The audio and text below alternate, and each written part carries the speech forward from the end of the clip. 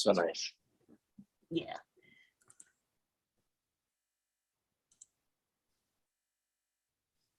Live on YouTube? Yep. Good morning, y'all. You guys are lucky. We've got a really cool guest teacher, Drupa Kargyu, like my own teacher, Wangdor Rimpoche, one of Wangdor Rinpoche's other students, who has been trained since childhood and knows a lot more than I do. So, Palga Rinpoche, thank you so much for coming and doing this. As usual, I've been having technological issues. So those of you who wish to offer dana, we have not managed to put a button on the website. We're going to send you a PayPal link during this out. And if you wish to make dana, that's where you can do it. With many, many thanks to Palga Rinpoche. And I'll explain to you the ins and outs of what happened with your direct link later. Technology, the final frontier. But just think, guys, you'd have had to go to Ladakh to get this. That's far away and not easy to get to. I went up there riding the tops of trucks. And the road is only about this wide, it feels like. You're looking down, you're looking up. So many, many thanks for doing this over the internet for me. It's really my pleasure, Lama Lena. Thank you so much for such a generous introduction.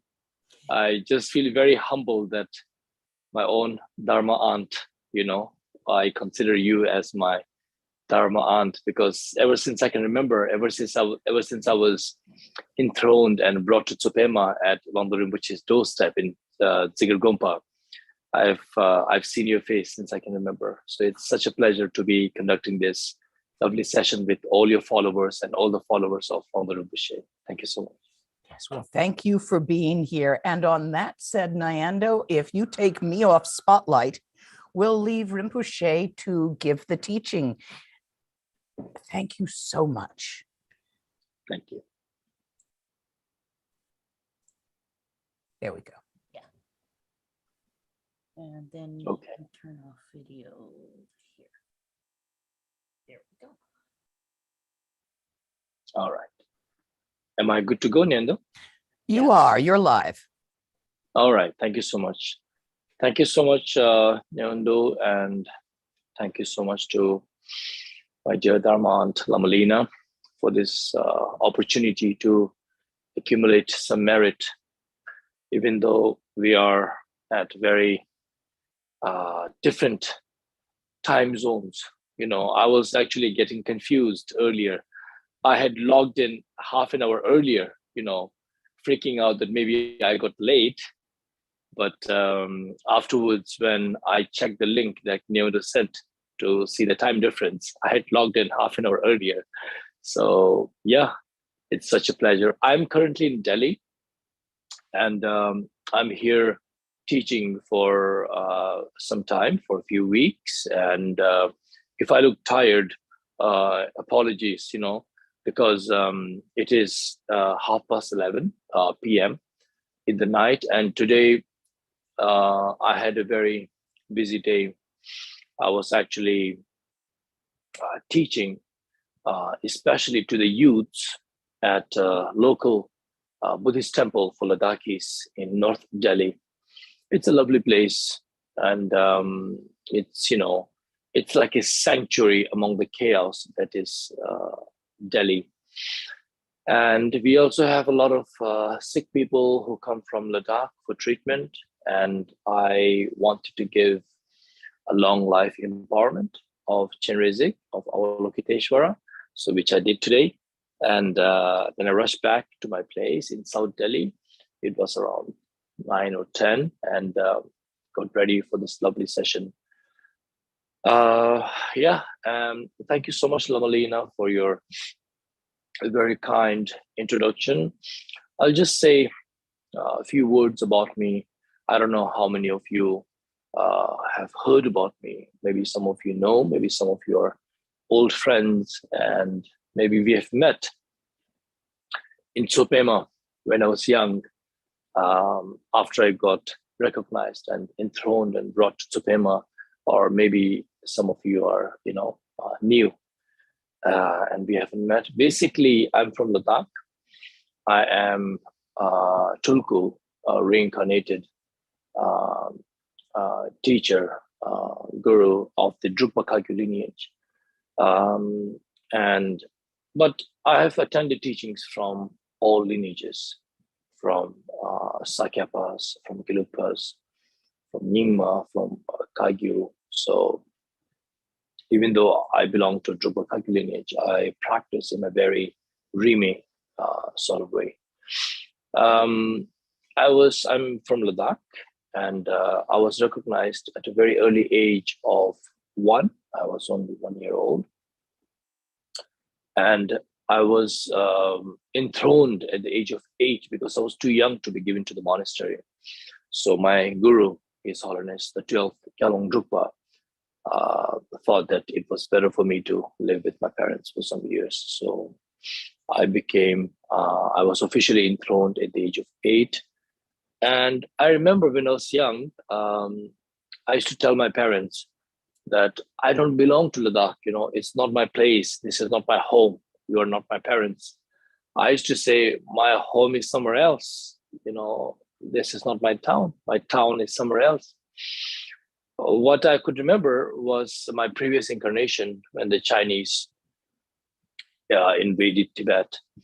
And and a lot of destruction took place in a lot of monasteries when the late Wangdor Rimpoche managed to escape Tibet, carrying his guru on his back across the Himalayas.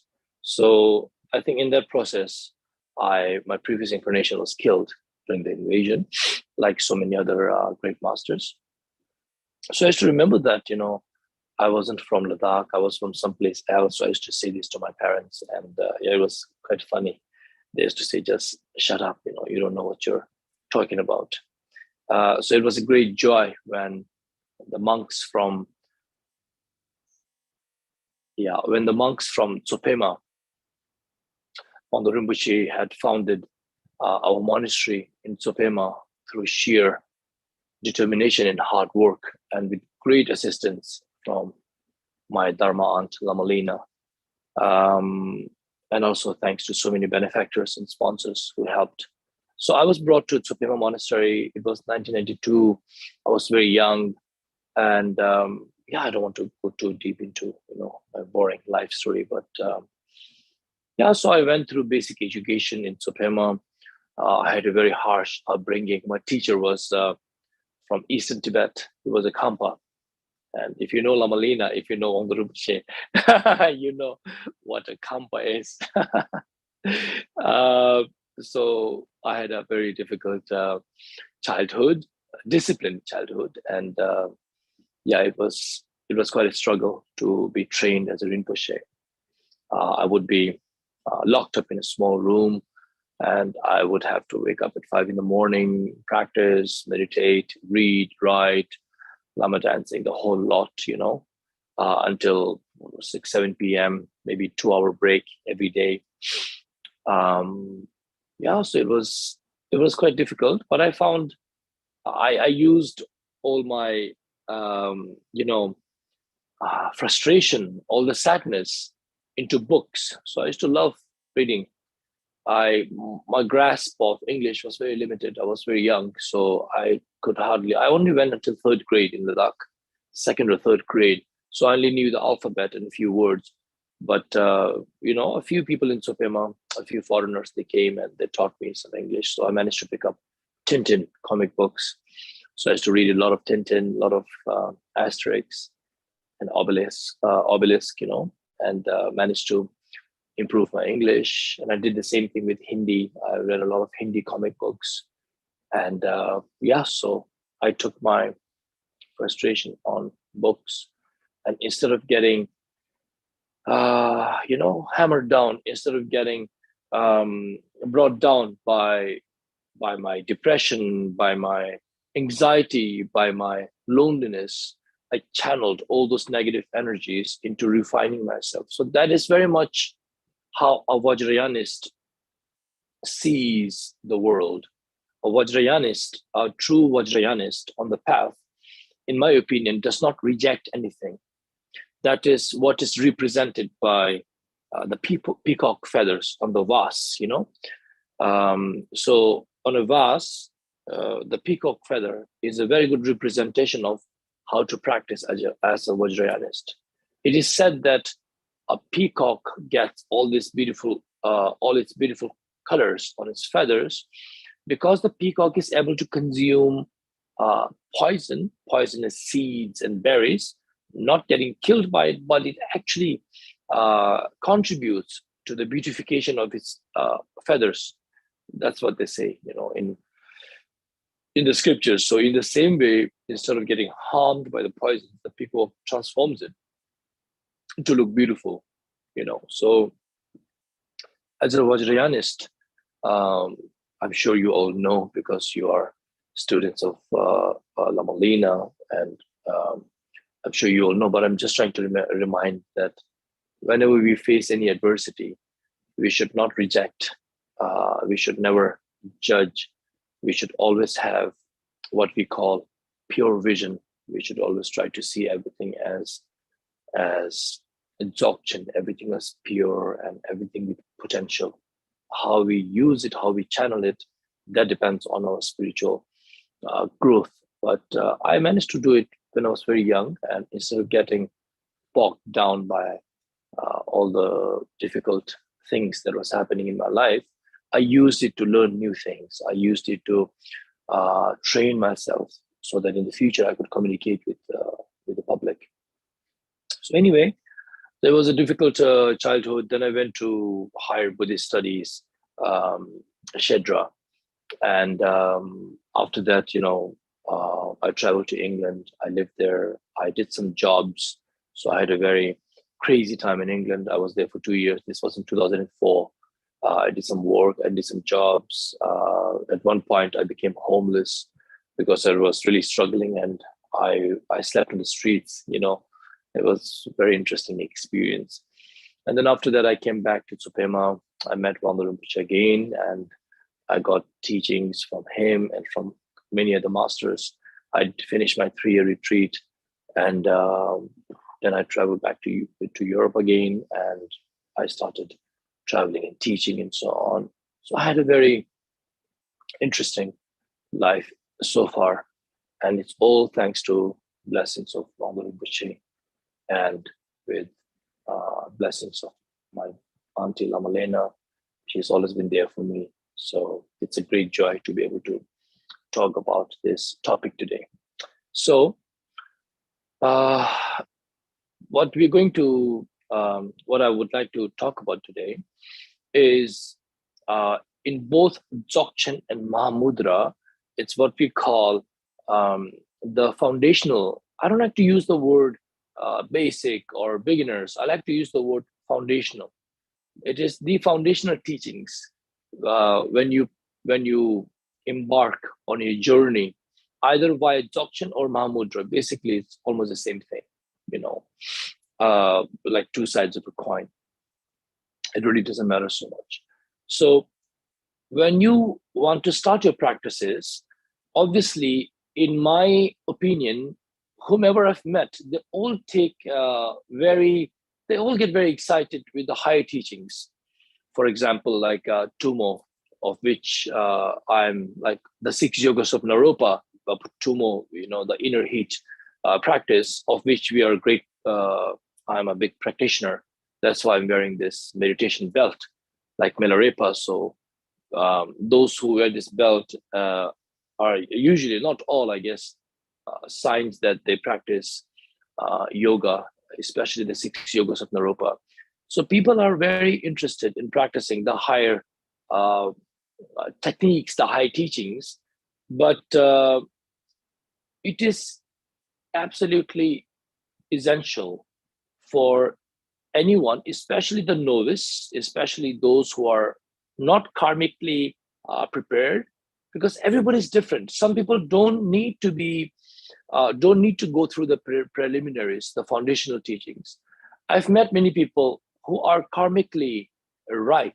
Their the potential it has been prepared over many lifetimes already, so they don't need the preparation, that much preparation in this life. So I'm sure some of you fall into that category.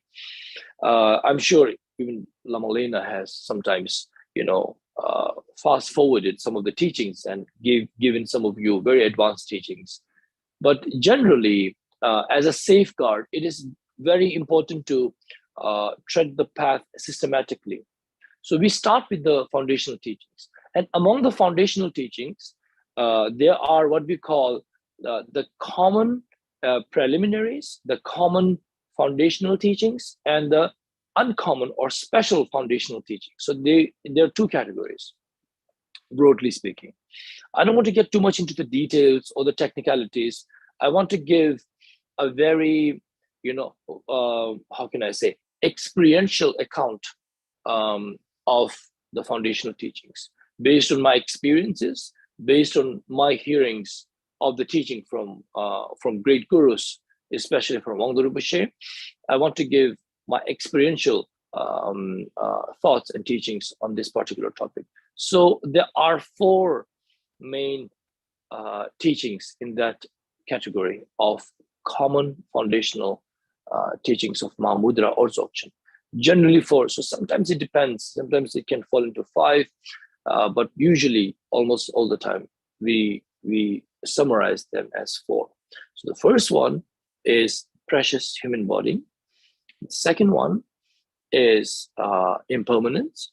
Third one and the fourth one, it depends. Sometimes they shift, but usually the third one is the faults of samsara, and the fourth one is karmic consequences. So it has almost everything you need in order to get a good grasp of Buddha Dharma in general, and how to prepare your mind, how to find the right motivation. Because if you're not motivated to do a certain practice, it is very important to get, you can get disillusioned. There's high chances that along the path, you will get tired, you would get disillusioned, because you haven't set the right foundations in the beginning. So that's why it's very important to start with these four. The first one is precious human body. Yeah, not very difficult to understand. It basically means that our bodies are the vessels through which we can accomplish great many things, not only in this lifetime, not only for the sake of this lifetime, but also for the sake of our next lives. Not only temporal and samsaric happiness, but also, long-term, or let's say eternal, let's say, enlightenment towards that. So only with the vessel of your body, we can achieve our goals.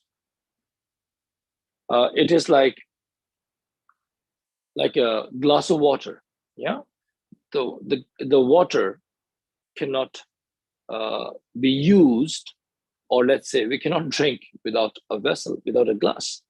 So the glass is absolutely essential. So our bodies are like the vessels, the mediums through which we accomplish great many things. Now, technically speaking, then you can talk about the 18 categories. There are 18 counts, yeah, on what makes a precious human body. Because not all humans have what we call the precious human body. There are many different types of humans. There are billions of humans on this earth. And we're only talking about one world. Yeah, we're only talking about one small world on the southern edges of Mount Meru, according to Buddhist cosmology. And we're only talking about one dimension and one world, but there are innumerable amounts of worlds where humans reside in different forms. And on this particular world, it is special because in our time, the Buddha had appeared, and many subsequent enlightened beings have appeared, like Garab Dorje, like Guru Rinpoche, like Nagarjuna, like Naropa, and so on. So not everybody has what we consider as the perfect vessel, the perfect human body. Yeah. So the first teaching is about the perfect human body. So what makes a human body perfect? So there are lots of counts. There are 18 counts. Talua gave 8 freedoms, okay? 8 sorts of freedoms and 10 endowments or resources. Yeah, things that that you receive from self and from others. So let me first start with the 8 freedoms. Basically, we should not be born in hell, in the hell realm. Yeah. Why? Because in the hell realm, the suffering is extreme. Suffering with the 8 hot realms and 8 cold realms. Yeah. And also the 2 surrounding hell realms. So there are there are 18 realms in the hell, in hell, and the suffering there is extreme. You don't have time to relax. You don't have time to have renunciation mind. You don't have the wish to get out of this loop that we call samsara. Yeah. Coming back to samsara, usually the traditional word to describe samsara is cycle. We call it a cycle.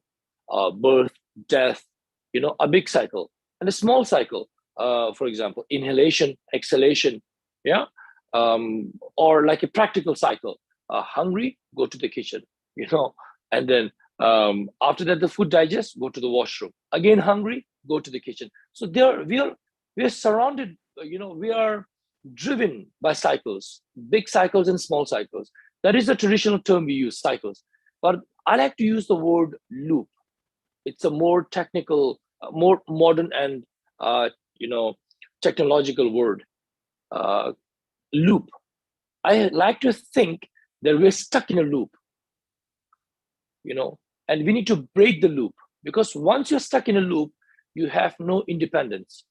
Yeah, there is only the illusion of independence, but we're really not independent. We're always driven by our desire and our needs and wants. So I like to think of samsara as a loop, and that we have to get out of this loop. In order to get out of this loop, we need a platform from where we can get out of it. And the only platform where we can get out of this loop of samsara is the human realm. If you're born in hell realm, you cannot practice the dharma. Why? Because you're constantly suffering. I'll give you an example. There are, in the hot realms, there is a place which I personally find terrifying. It's called Thiknak. Thik means line, nak means black, so black line, So basically, it's like how a carpenter saws, cuts wood. How does a carpenter work? He takes a pen, or a pencil, he draws a line on the wood, takes a big saw and starts cutting, either a manual saw or an electric saw. Same thing happens in hell, except that in this particular realm that I'm talking about, Thiknak, we are the wood. We are born there all of a sudden.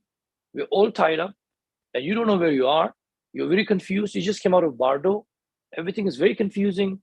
And you're looking around, and you're looking at these fierce creatures of Yama, all because of your confused mind.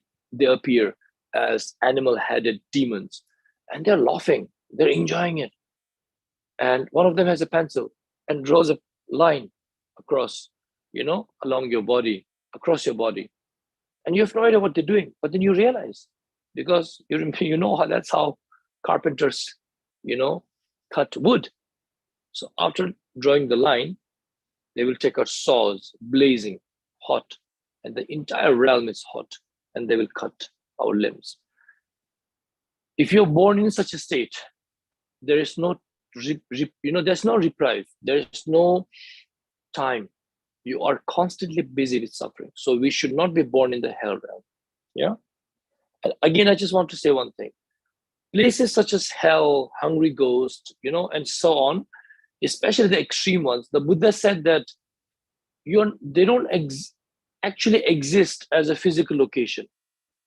Yeah, hell really doesn't exist as a physical location, like how America exists as a physical location, how India exists as a physical location. Like you cannot put in your Google Maps, hell, like take me to hell. And it won't say, oh, take a right and then take a left and then you've reached. So there's no physical location for hell. Hell is a state of the confused mind. The mind that does not see its true potential, it's very far from its true potential. The mind that is polluted with defilements and confusion and driven by ego, that mind after death suffers hell-like visions. That's what we call hell. So we should not be born in hell. Second one is hungry ghost. Now, what does hungry ghost mean? Hungry ghost is a realm in Samsara where it is said that people are constantly hungry. Yeah, there's no food whatsoever available. There is no water available anywhere. And those beings who are born in the hungry ghost realm suffer constantly of hunger and thirst. So obviously, they don't even want to listen to the Dharma. Even if a bodhisattva or a guru did appear, they would not be able to concentrate or supplicate or listen to any Dharma teaching. So they are also not free. So not to be born in hell, not to be born, just like this, not to be born in hell, not to be born in hungry ghost, you're free from these two states. So there's two freedoms. So there are 8 of them. Third one, animal kingdom. What happens if you're born as an animal? Now see, animals are beautiful. I love animals. Yeah, they have things that we don't. They have senses that we don't. They are sensitive in a very beautiful way that humans have become, sterile, so to speak. But then animals do not have the capacity of us humans of understanding the Dharma. So if you're born in the animal realm, either you're getting killed because of attachment, because people want to eat your flesh, or you're getting killed because of ignorance, because somebody wants to offer your blood in your flesh to a god, that's due to ignorance, or you're getting killed because of hatred. Somebody has, some animals have attacked our village, we're going to hunt the animal and so on. So usually it's due to attachment and ignorance. So if you're born in the animal realm, we suffer due to these consequences. And also we suffer because animals are also made to put to work, like buffaloes, like donkeys, and horses. So they don't have freedom in the same way that humans do. They don't have the mental capacity to understand the Buddhist teachings because they can't read and write. Well, maybe they do, who knows? At least I think my dogs do. They're very intelligent. I love my dogs, but they don't appear to be. So if you're born in the animal realm, you're not free. Then you have Nyalwa, Lalo. Usually they call them barbarians, but people who are born in the outskirts of civilized world, especially like for example, people who are born in the jungles, some natives who live in the jungles and so on in the faraway places, because not all of them, but most of them, I think, unless they have some karma from past life, they would not have the capacity, or they would not have the karma to understand the Buddha's teachings, because all they know is how to hunt and how to survive in that hostile environment. They do have their own wisdom. I mean, in terms of hunting and so on, or in terms of surviving in a hostile environment, they're the experts. But if you were to go to a place where some very extreme natives live in a jungle or in a mountain or somewhere, and if you were to teach them something, history is in history we see that many people get killed, because they just do not understand, and they see even humans as trophies to be hunted. to be killed, and so on. So we say that in the teachings, it is said that if you're born in such a faraway place, very far away from the Dharma, very far away from teachings and gurus, you will not be able to practice the Dharma. So you have to be free from being born in a faraway land, like the land of the barbarians. Then you have gods. If you're born in the god realm, there is a problem because there's too much enjoyment. Yeah, there's too much enjoyment. You're too happy constantly because you have the wish fulfilling tree that grows because of your karma. All your wishes get fulfilled. You're too busy having fun, so you don't feel like you want to practice the Dharma. You have to be free from that state. Lokta means wrong views. So if you're born as a human, right? Let's say you're born as a human, but you hold very extreme wrong views that is inherent to your faith or your belief or your upbringing. Like, for example, if somebody says, when you absolutely believe that animals are to be sacrificed, yeah, the blood should be offered to the altar. That's what they're for, or you feel like, or if you believe that in order to be happy, we need to suppress other people. We need to, climb on people's head, metaphorically, in order to achieve success or happiness. If you hold such extreme views where you believe that doing good is bad and doing bad is good, that kind of view, that kind of state, even if you're born human, you're not free. So that's considered to be bad from a Buddhist perspective. Yeah. Lokta. Sangye ki tongpa. Now, even if you're born as a human, but if you're born in an age where the Buddha has not at all appeared, what we call dark age, that is no good, because you won't be able to practice, you won't be able to receive the teachings, the methods on which to liberate yourself from samsara, to come out of this confused state of mind. Upa, the last one is if you're born human, but even if you're born dumb or mentally challenged or crazy, that doesn't work, because you will not be able to communicate, you will not be able to read and write and so on and understand, you will not be able to hold reason. So these are the 8 states that we should be free from. Okay, now there are 10 states, 10 endowments, that you need to that have to be there for it to be considered a precious human body. The 10 out of them, 5 are from self, 5 are from others. Now, starting with the self, obviously the first one is you need to be, from a self's perspective, you need to be a human. You cannot practice dharma if you're born in any other realm, so you need to be a human. That is the first one. And being human is not enough, because as we saw, as I mentioned earlier, if you're born in a faraway place where there is no dharma, not a very central location, spiritually central location. Like, for example, in ancient India, it was Bodh Gaya. Then it was, after that, Nalanda University, Vikramashila. Then Buddhism got transferred to Tibet. So Tibet became the central location. Now it's coming to the West. Now it's coming back to India, and spreading in many of the corners, not just India, the West, but so many countries in Europe and Russia and America and everywhere, Australia. So there are lots of central locations these days, basically a place where the Dharma is being taught and practiced. That's what we call a central location. Yeah. Wangpo means the third one that you need to be blessed with, that you need to have endowed with, is you need to have all your sense faculties.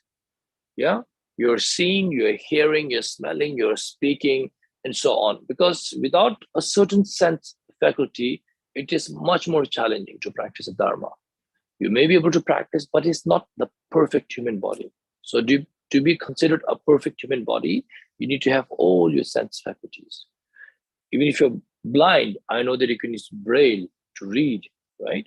But how many scriptures are written in braille? I think very few. I've never seen one. And if you were to translate the entire teachings of the Buddha, of Dzogchen and Mahamudra into Braille, maybe it's doable, but I think it's going to take ages. So it's very challenging for somebody who's visually impaired to practice the Dharma. Not impossible, very difficult, very challenging. And also somebody who's deaf will not be able to receive oral transmissions, maybe with a hearing aid, but still slightly more challenging, not very convenient, so on. So you need to have your sense faculties intact. Now, the fourth one is you, even if you're born human, even if you have your sense faculties intact, even if you're born close to the Dharma, if you have committed a very heinous crime, very heinous bad karma. So, for example, killing is considered to be one of the worst bad karma, right? But killing someone, killing a common person, compared to killing your father or your mother or an arhat. Arhat is somebody who's very close to enlightenment. Wounding, a living Buddha.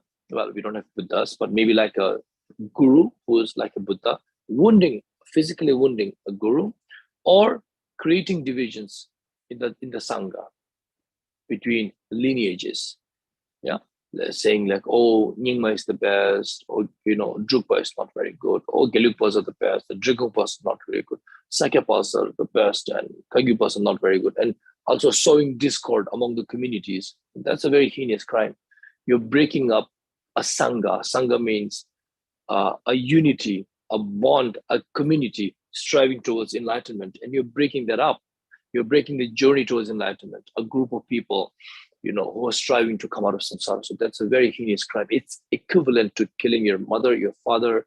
It's equivalent to killing an arhat, a person who's very close to enlightenment. And it's equivalent to wounding a Buddha, So it's a very, very heinous crime. So unless you have committed any of these heinous crime, you're okay. So you should not have had committed any of these 5 heinous crimes. So that's the fourth one. The last one, you need to have faith in the right places. You need to have faith in Buddha. You need to have faith in the Dharma. You need to have faith in your own community, the Sangha. And most importantly, you need to have faith in your Guru, because your Guru is the embodiment of Buddha, Dharma, and Sangha. The Guru's mind is Buddha, the Guru's speech is Dharma, the Guru's appearance is Sangha. So you need to have absolute faith in the right places. It's mentioned by right places, it means Buddha, Dharma, and Sangha, Guru, and the teachings and so on. So if you have all these 5 endowments, you're okay. Then you have 5 endowments from outside. These are from self. Now these 5 are from outside. From these 5, first one is Sangye Chundang. Buddha must have had appeared. Yeah, it should be an age where the Buddha must have had appeared. In our case, yes, the Buddha did appear in Bodh Gaya, starting with Lumbini, where he was born, achieving enlightenment in Bodh Gaya, teaching in Sarnath, and so on. So Buddha did appear 2,500 years ago. So that's very important. The Buddha must have had appeared. He did. First one. Second one, Sangye China Techuso. The Buddha must have had taught. It's not enough for the Buddha to appear on the earth to be enlightened. It is imperative that the Buddha teaches, because even historical Shakyamuni Buddha, after achieving enlightenment, it is said that he felt a bit discouraged. He wasn't sure whether people are, going to understand his discovery, because it was out of this world. Nobody had discovered it, at least not in our age. Yeah, maybe the previous Buddha did, but then his teachings disappeared. But in our current Buddha's time, he was the first teacher with the Shakyamuni. Obviously, after that, we had Guru Rinpoche, we had Naropa, we had Tilopa, we had Nagarjuna, and so on. But they're not the first teacher of our age. The first teacher of our age, which we call Tonpa. Tonpa means the one who shows the path, the one who shows the one who shows the path out, the original teacher, that is Buddha Shakyamuni. So that's why we have to hold him in very high regard, because we are all his followers. So the Buddha must have appeared, he did. He must have taught, which he almost didn't, because he was very discouraged. I think he didn't teach for 7 weeks. He was just roaming around in the forest. But then I think the gods, appeared, and they besieged the Buddha and said that there will be lots of people. There are lots of beings who will understand and benefit from your teachings. And in the future, there will be lots of beings who will benefit from your teachings. So only after that, Buddha started teaching, starting in Sarnath, the Four Noble Truths. The Buddha must have taught. That's very important. Sangheshana teaches. And it's not enough for the Buddha to have taught. The teachings should remain unbroken. And it has. The teachings, though the teachings face a lot of obstacles, like Nalanda University being burned, and the teachings, in between the teachings all having translated and transported to Tibet, but the teachings still remain. So that's important. And it's very important to have people who follow the teachings.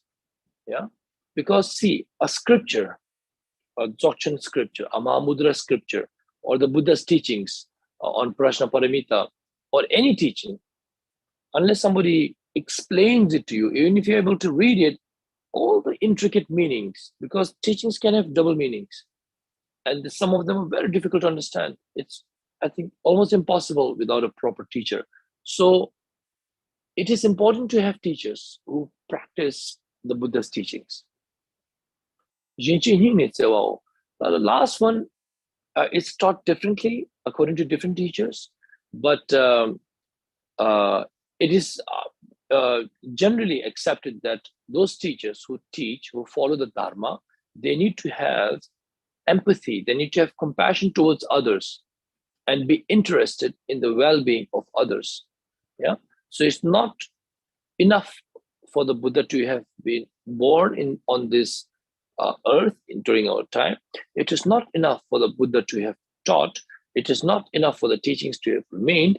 It is not only enough for those who practice the Dharma, but it's imperative that those who practice the Dharma to have compassion and love and an interest, an altruistic interest in teaching to others and helping others. So those are what we consider to be the 18 points of what we consider as a precious human body. Yeah. I keep checking the time. I want to make sure we don't run out of time, because I also want to discuss impermanence. So I'm giving very, vague, how can I say, general teachings on this very important topic. But more or less, that's everything to it. Yeah. Then also, what I want to talk about is how difficult it is to obtain this body. Imagine that the whole world did not have any landmass. Now we have lots of continents, we have lots of landmass on this earth. Imagine if the whole world was a body of water. Okay, imagine that there was one tortoise. Yeah, tortoise. Okay, at the bottom of the ocean, just one, a blind tortoise, a blind turtle. For the sake of communication, let's just say turtle. Tortoise is more difficult to tortoise, turtle, yeah. So let's imagine there's one turtle at the bottom of the ocean, and the turtle is blind. Okay, one blind turtle, a whole world, ocean, as big as the entire world, one blind turtle. And imagine there was a yolk floating on the surface. And imagine if the turtle surfaced once every 100 years. Now just tell me, what are the chances? Imagine what are the chances of the turtle's head going through the whole of the yolk. One yolk, one turtle, blind, surfacing every 100 years. And we're not talking about a small pond or a river or a lake. We're talking about the entire world size of ocean. to obtain a precious human body, it's even more difficult than that. Now we can see in terms of count, how many beings are born in the hell realm. If there are more beings in hell realm than the entire dust particles of the world. So that's a lot, I think. Yeah. There are more beings in the hell realm than the entire dust particles in the world.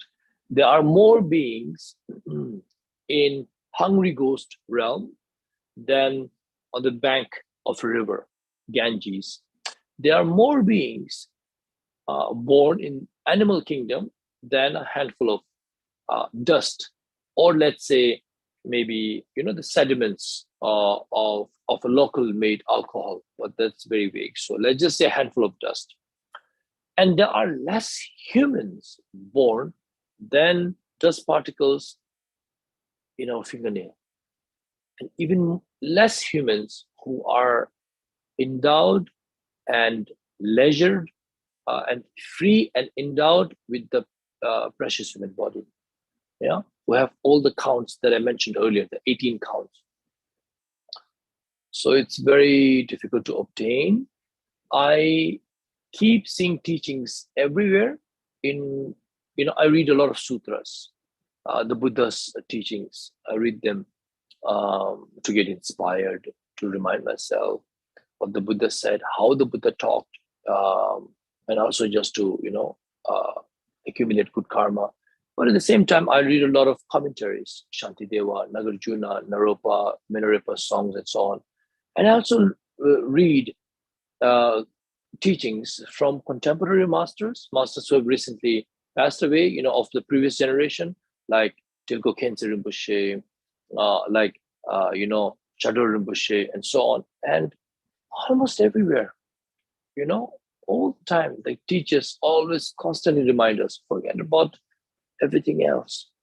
Just remember one thing: it is almost impossible to find this human body again in this form, in this way. We are very fortunate to have found this human body. So please don't waste your time. Please don't spend time sleeping and worrying about needless things. Don't be too attached to this. This human body is very precious, difficult to find, almost impossible to find in the future. But don't be too attached to it, because it's merely a vessel that is going to be with us until we die. Accumulate as much good karma as possible. Try to practice the Dharma in the most profound way as much as possible, while maintaining your samaya with your teacher, while maintaining your bond with your teacher.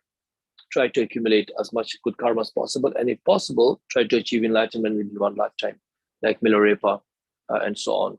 So I see this teaching repeated always about the precious human body, and the reminder that we should not waste this opportunity. Why? Because even though this precious human body is the perfect vessel for us to achieve enlightenment, transcend this confused state of mind, samsara, it is important to make use of this opportunity, because the precious human body, even though it is precious, it is impermanent. So there comes the second teaching of the four turning our mind, renunciation mind, turning the mind from samsara, teachings. Second one is impermanence. So I'll talk about impermanence until we finish. So impermanence is not very difficult to understand. It is very simple, in fact. Basically means change. Basically something that keeps changing all the time, that doesn't remain. Impermanence has three main aspects: birth, remaining, and death. Something that is born, something that remains, whether for a long period or for momentarily, and something that dies. So that constitutes impermanence. It has to have these three aspects. And one word to summarize impermanence beautifully is Duje Tamje Metapa in Tibetan. In English, all compounded phenomena are impermanent. That summarizes impermanence very beautifully. And if you have read Vajra Chetika Sutra, the Diamond Cutting Sutra, the one of the most profound teachings of the Buddha, alongside Prashna Paramita, the Heart Sutra, Vajra Chetika Sutra, the Diamond Cutting Sutra, at the end, Buddha gave us a reminder of impermanence. Karma Ramri Manmeta, Guma Silpa Churna, Velam Loda Shintavon, Duje Chunam Tedarta. Buddha gave a profound teaching about impermanence. And again, like I just mentioned, Buddha said all compounded phenomena are impermanent. Yeah. So even this precious human body is impermanent. Whatever joy we feel, whatever suffering we feel, it's also impermanent. So impermanence is not bad news. In fact, it's very good news. Impermanence means there is a potential for your depression to be lifted. Impermanence means there is a potential for you to overcome your anxiety. Impermanence means that if you have gotten some sickness like COVID or some other sickness or like very bad sickness, you have the potential, you have the possibility to change and to overcome that illness, that sickness. Impermanence also means that we don't have to be with this rotting body forever. We have a chance to be reborn in a new country, in a new dimension, with a new face, as a baby, pure, fresh, beautiful, and to accumulate, to create new memories. So impermanence is not bad news. Impermanence is merely a fact of how compounded phenomena is and how it functions. Coming to impermanence, there are 4 teachings that summarize it very beautifully. Okay, the underlying teaching was what I mentioned earlier.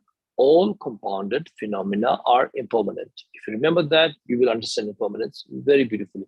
Compounded. I'm compounded. I'm made of fingers, hands, skin, bones, marrows, nerves. I'm made of eyes, noses, hair, and so on. So I'm a compounded phenomena. I'm made of 4 limbs and so on, right? I'm compounded phenomena. If I'm compound phenomena, I'm impermanent. If I've been assembled, I will disassemble. A house is compounded phenomena. Bricks, stones, wood, everything. It's compound. It's put together. It is going to, collapse. Money, whether it's $1 or $1 million, it is made up of cents and dollars. So it is also compounded. $1 million has 1 million, one individual million value worth of dollars. So that is also a compounded phenomena, and meeting people, like a gathering, a family, friends, a party, that is also compounded because it is made up of individual beings. So that's also compounded. So in order to truly understand impermanent, if you remember these 4 points, okay, that I'm going to share with you now, you will understand impermanence beautifully. And you can reflect upon it often until it becomes a habit, because that's what meditation is about. Meditation is not, in Tibetan, there's a very famous saying, Gomba mind kombain. Yeah, meditation is not to just sit down and meditate all the time. That is a form of meditation, but that is not the essence of meditation. The essence of meditation is to get used to, is to habituate yourself with good information, with good practices, with good habits, forming good habits. That's what real meditation is about. Yeah, familiarizing yourself with Avalokiteshvara, familiarizing yourself, with your guru, familiarizing yourself with Guru Rinpoche. That's why we chant Om Mani Padme Hum, Om Mani Padme Hum, not only once, but millions and millions of times. Om Ahom Benza Guru Pema Siddham, Om Ahom Benza Guru Pema Siddham. Because you're repeating again and again, you're creating a habituation, So you just don't go like Om Mani Padme Hum, done. It doesn't work like that. So in the same way that we form good habits, we also remind ourselves of certain philosophies until it becomes second nature to us, until it doesn't shock us, until it goes deep into our psyche, into our subconscious mind. And next time when something happens, you're like, I was prepared for that because I know that's impermanent. What are the 4 teachings of impermanent? 1, Sapetamanins, there's no real order to it. Okay? The end of accumulation, money, wealth, fame, whatever it is, the end of accumulation is dispersion. That's the first one. Second one, Hilangwetamani, Gel. The end of building, erection, building a house, erecting a big structure, a statue, is collapse. See the 8 wonders of the ancient world, the Hanging Gardens of Babylon, I think the statue of Zeus, and so on. I was reading in some books, and they said they were pretty magnificent, almost indestructible, very big. Who would touch them? Who would want to destroy them? But now, I don't know, maybe 1 or 2 remain. Maybe the Sphinx of Egypt. I don't know if it's considered to be one of the 8 wonders of the ancient world. But I'm just saying that even those big structures have collapsed. It doesn't matter how strong they were. So end of building is collapsed. Doesn't matter how big, how strong it is. The end of meeting, whether it's family, friends, a small party, a big party, whatever it is, the end of meeting is separation. Either through choice, agreed upon time. So let's say we have a meeting today from 7 p.m. to 9 p.m. 9 p.m. you disperse. The meeting is ended. Or you decide to get married and create a bond for life. Good. Unless you get divorced, if one of the partners die, there's a separation. So either through choice or by force, you are separated. So the end of meeting is separation. Then the last one, the most painful one, the end of birth is death. We are not born to remain forever. The moment we are conceived in our mother's womb, we have the potential to cease, to die. We die sometimes in our mother's wombs. Sometimes we die while taking birth. Sometimes we'll die while crawling. Sometimes we die while learning to walk, while running, while playing, while driving. It's just countless. If we're lucky, we will live to ripe old age, be able to practice, be able to create good memories, be good to each other, have some fun, get closer to our true nature. But there is also the potential that we may just stop breathing tomorrow. There is a potential that we may not wake up tomorrow, but we don't act like that. We don't think like that because we are habituated to making long-term plans as if we are guaranteed to live for the next 10, 20 years. So we say something like, tomorrow, let's see if the weather is good. We'll go to the beach, but there's no guarantee that we're going to wake up from our sleep. Where are you going for holidays? I'm going in June, July. Where are you going? I'm going to the Maldives. I'm going to the Bahamas. There's no guarantee that we will be alive in order to reach Maldives or Bahamas or any other place. There's no guarantee that the place itself will still be there. Anything can happen. But we are habituated to thinking that as humans, we deserve to live until 80 or 90 years old. We deserve to live until we are, until we are old and so on. That is the wrong kind of habituation. Our great masters of the past, even Wangdor Rimpoche, I remember him a couple of times. I saw him, when they go to sleep, the great masters, they keep their bowls, to have their food, their tea bowl and the food bowl. They turn it upside down. And I used to ask them, like, why do you do that? Is it because you don't want dust? Is it because, you think it'll get dirty? They said, no. It's because I don't know whether I'll wake up tomorrow. I'm reminding myself, this is my alarm. Yeah. This is their alarm. It's a different kind of alarm they're setting. We set an alarm thinking that we will wake up at 7 a.m. We set an alarm determined that we'll wake up at 6 a.m. That's the wrong kind of alarm. The real alarm is to say, well, I don't know if I'm going to wake up, so better not set any alarms. Though timekeeping would be challenging, and I think there may be a lot of delayed meetings. But well, what does a cave dweller care about? What does a mountain dweller care about? So among my great masters, Wangdor Rimpoche included, used to say, like, I don't know if I'm going to wake up tomorrow. So I'm just going to, not bother and keep it upside down. Somebody will use it. So that's a very good kind of alarm, a good reminder. So yeah, we're not sure whether even I think it was Nagarjuna he said, it is a wonder that when you inhale, how does exhalation happen? If you think about it, inhalation and exhalation, once you practice shamatha, calm abiding meditation, you start with breath analysis. You start watching your breath. Yeah, usually it's very simple. You just sit here and you just look at your breath, in, out, very simple. But as you get deeper and deeper into your breath watching, shamatha meditation, calm abiding meditation, you start to realize the length of the breath, the shortness of the breath. Where does the breath seem to remain more in your throat as it goes through into your lungs?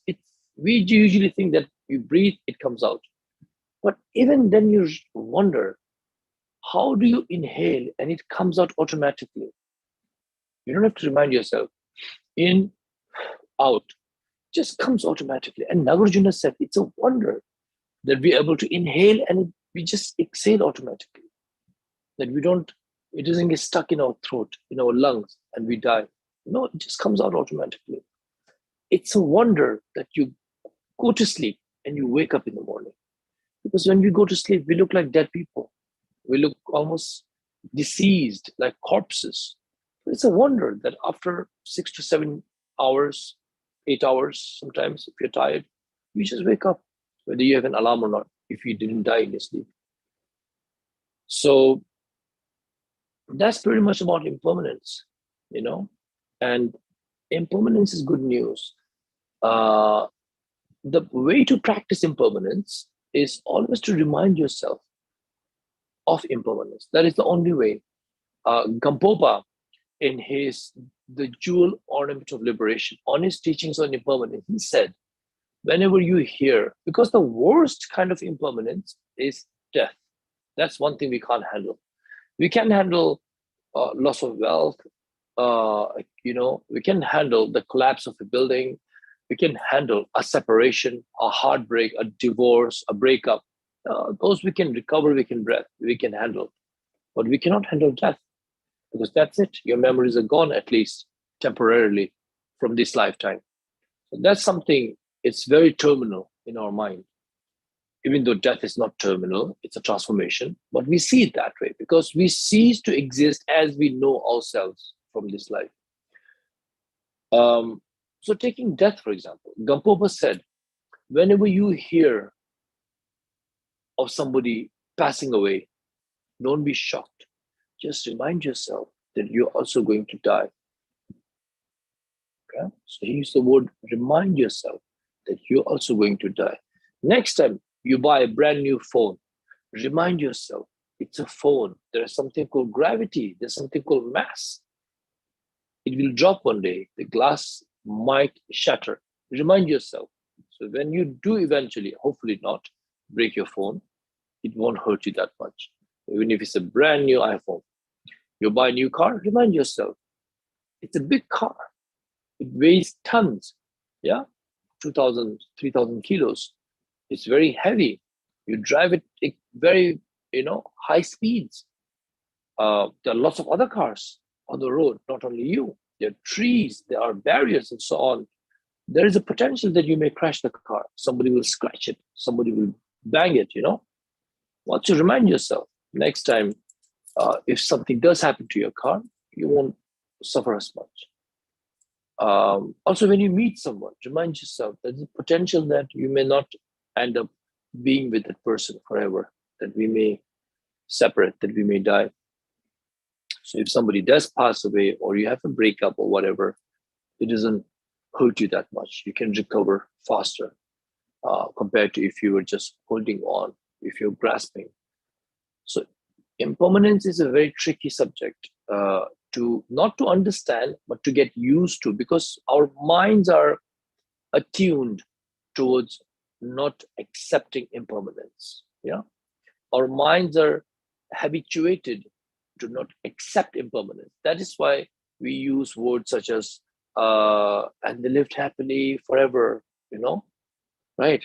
I don't know about Western weddings. Yeah, you do certain things, to make it seem eternal. We talk about eternal happiness, eternally happily forever, ever after, right?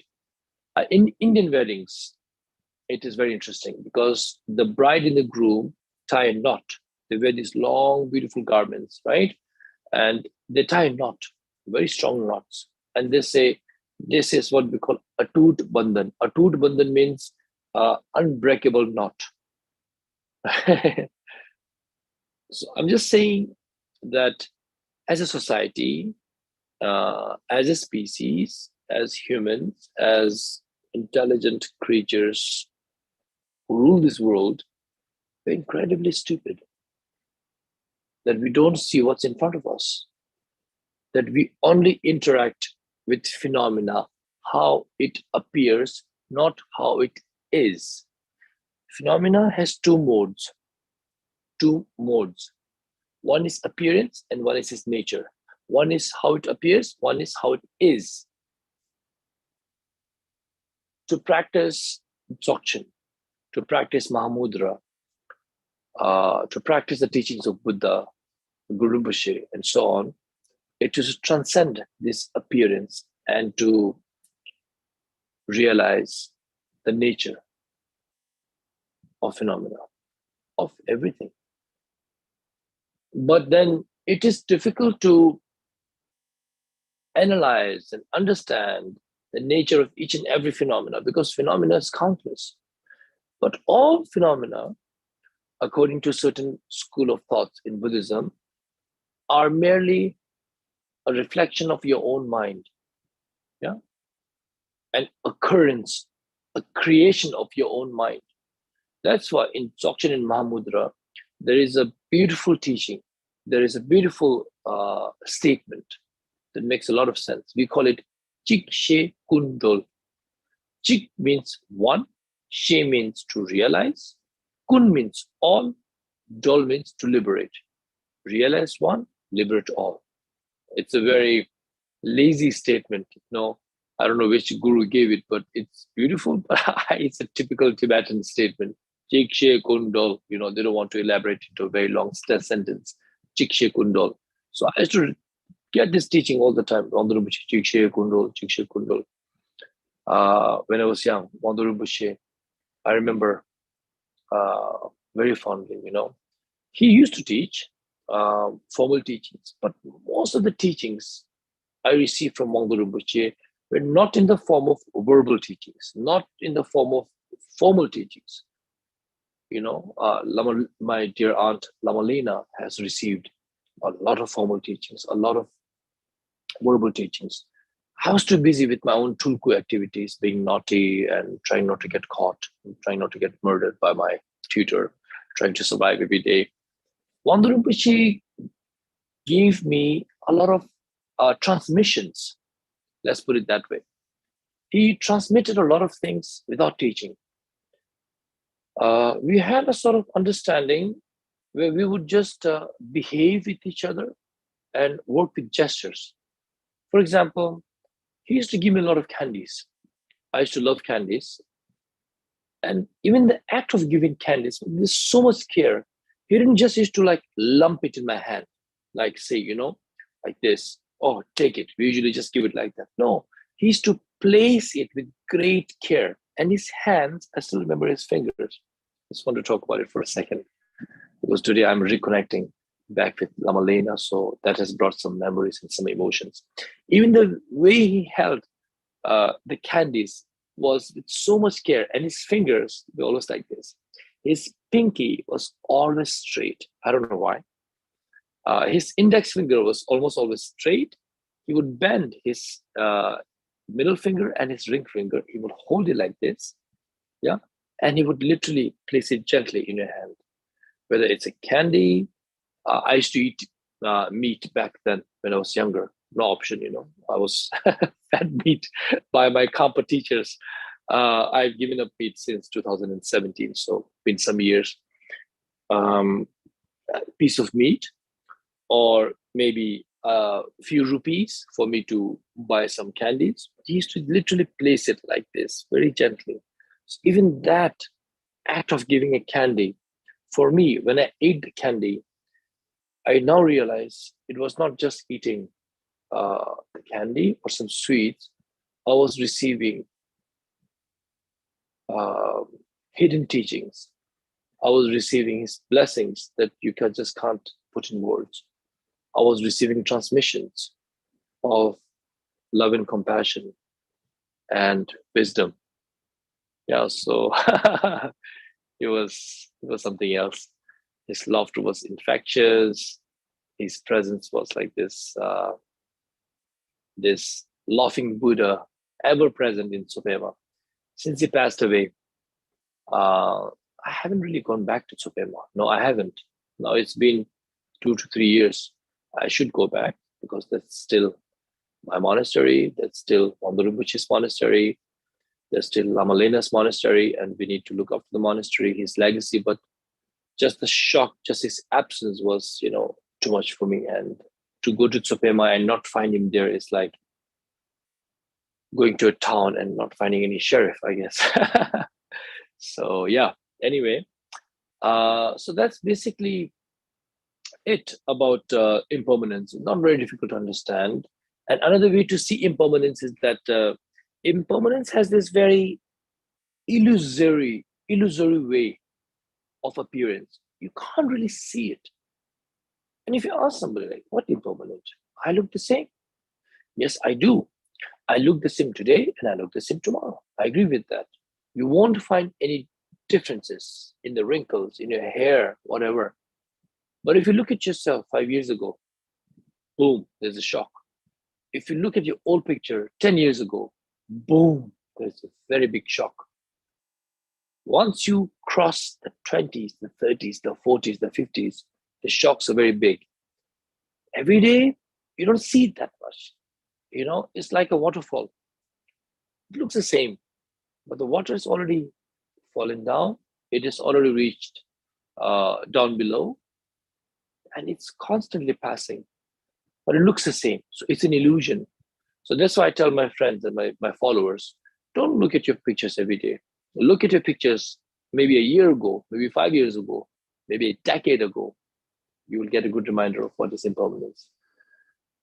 So yeah, and also when it comes to impermanence, it is very important to not hold on and to let go of our experiences, of people, of anything, because there is only so much that is in our control, right?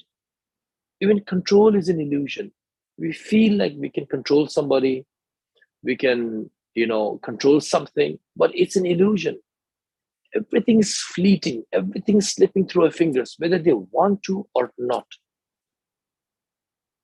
either by choice or by force. Nothing remains the same forever. The feelings, the emotions also change. We change. Situations change. But yet, we do this great disservice to ourselves and to our fellow human beings by always holding on to something and trying to make impermanence eternal, trying to make impermanence permanent. That just doesn't work. because you're going against the flow of change, of time. You're going against the flow.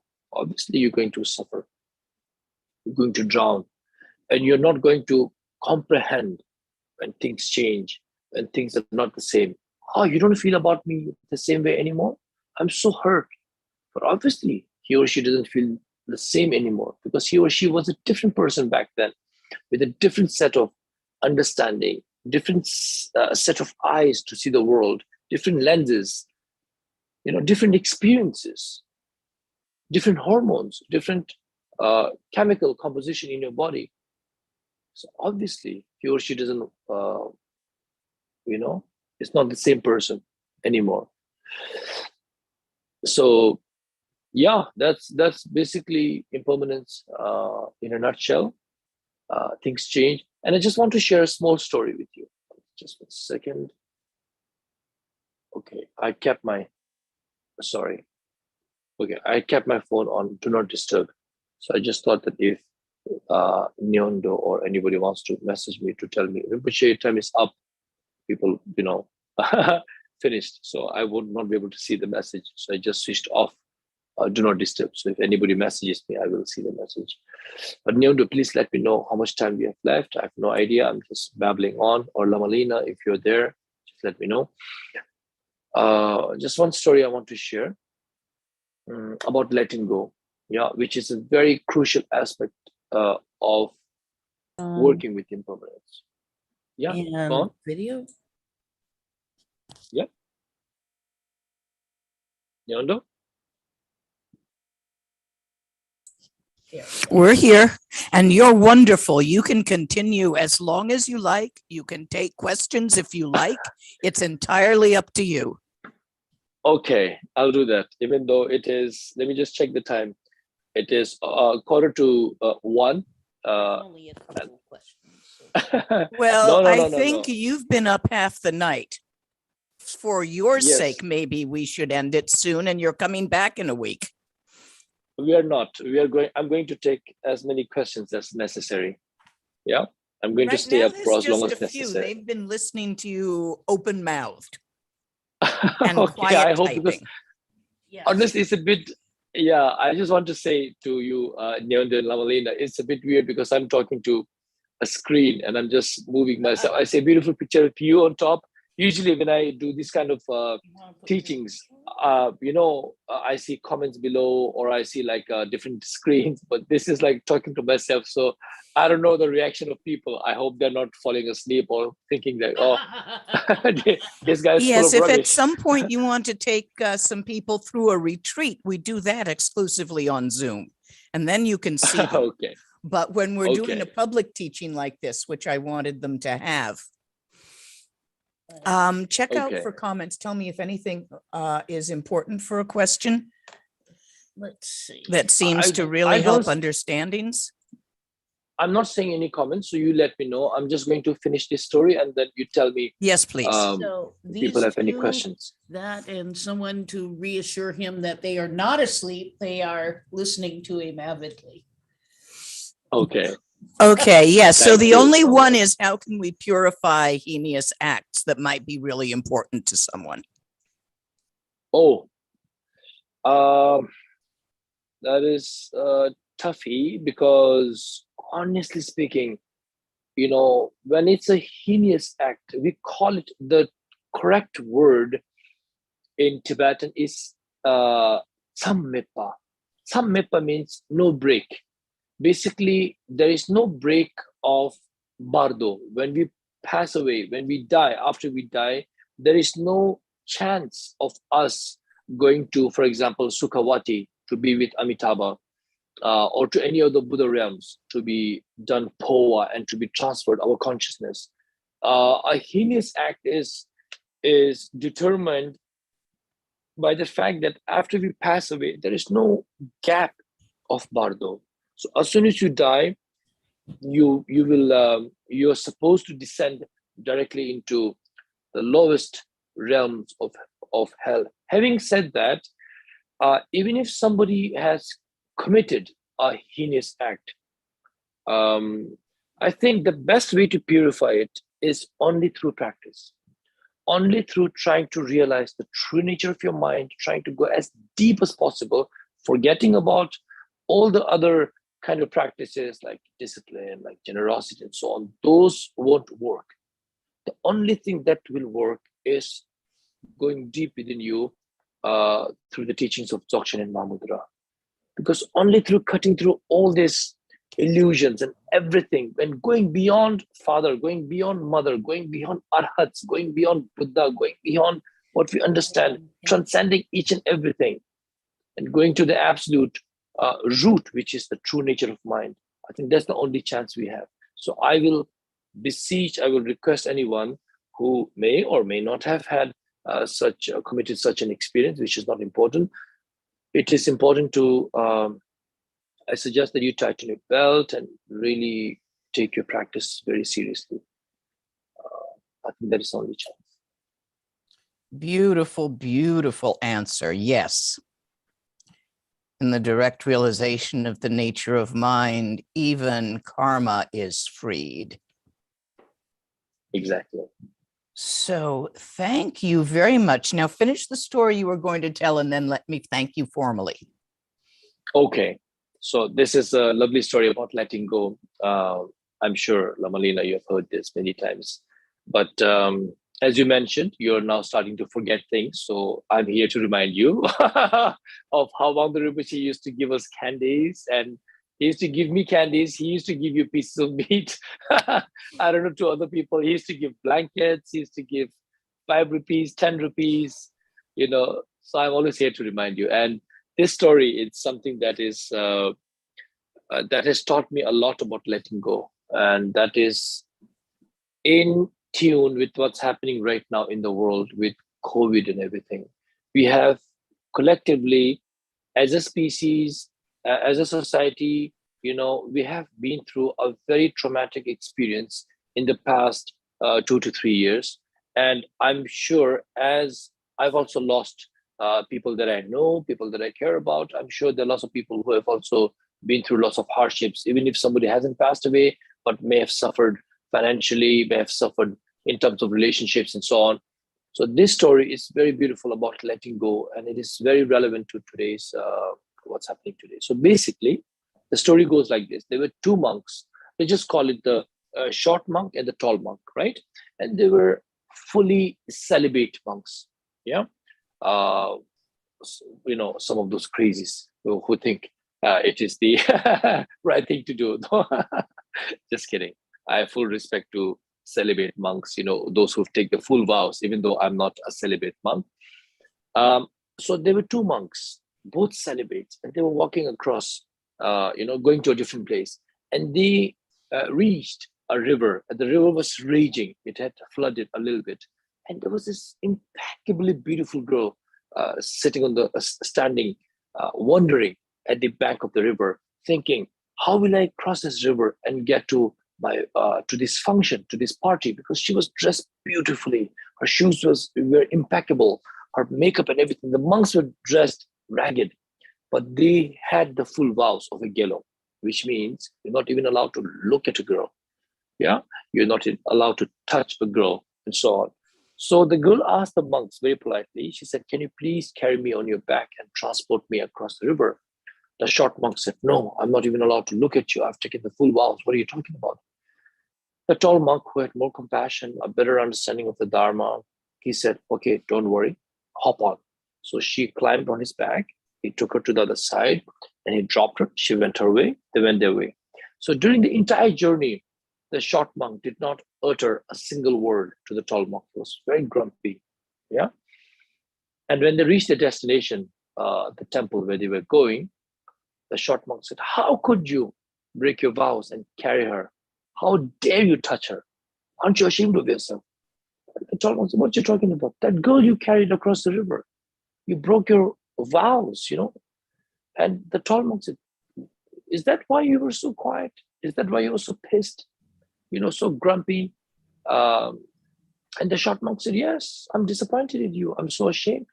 And you know what the tall monk said? He said, "Well, I carried her across and left her. You're still carrying her." Yeah. So he had carried her across, let go. That is the important part. But we, even though people are still not there with us, certain people, certain experiences, certain things, we still carry this in our minds, and it becomes so heavy, and nothing seems to work. It just accumulates all this pollution. There's only darkness, there's only confusion. Every single thing seems to provoke us, make us angry, make us agitated. We become this bundle of nerves, which is very easily poked. And it is a very sad way of being. So that's why we need teachings that cut through all this. But I can't swear, but this B, the word that starts with B, cuts through all that and reaches the heart, which is Dzogchen. And for that, after Wangdor Rimpoche, we have great masters like my dear aunt Lama Lena, from whom I wish to also one day sit down nicely and just talk and receive the same transmission that I've received also from Wangdor Rimpoche.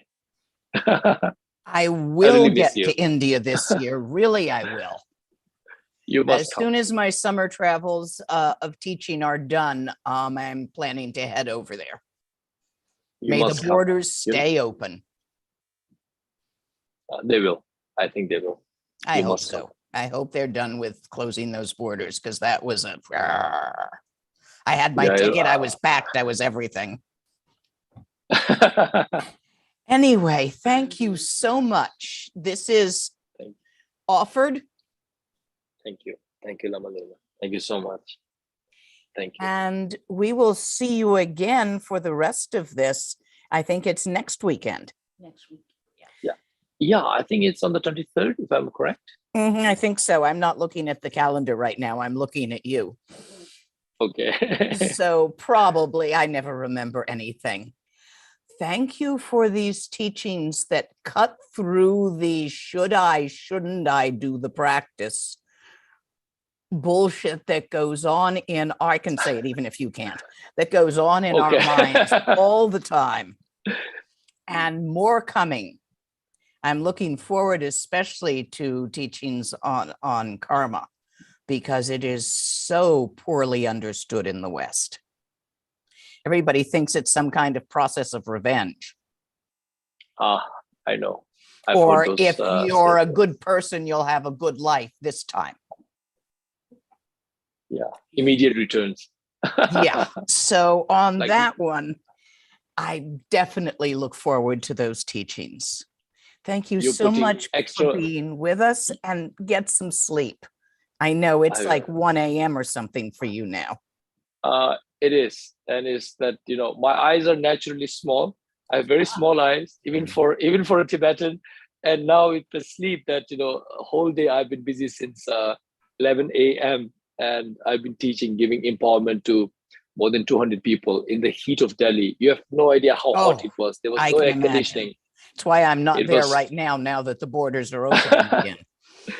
Actually, somebody collapsed because of a heat stroke. It was that hot. He recovered. Goodness. So I'm glad he's yeah. recovered. I remember when Rinpoche had one in a heat swell, and they're not easy. Oh, okay. Yeah, Where was it? we were in Chicago during a heat wave, and there was no air conditioning in the Gompa Oh, okay. many years back, and Rinpoche pretty much had a heat stroke, and it was hard. Okay. Anyway, thank you, Nyando. You can take us offline and let this marvelous Rinpoche get some sleep, Yes. so that he can Thank help you. more sentient beings starting tomorrow. So much. Thank you. Thank you, Nando. Thank you so much. Tukjiche, Lama Lena. And Thank sometime you. when it's daytime for you, we'll have a nice talk. We will. Yeah. Lots of cases. Both You of you. too. Love you. Bye-bye.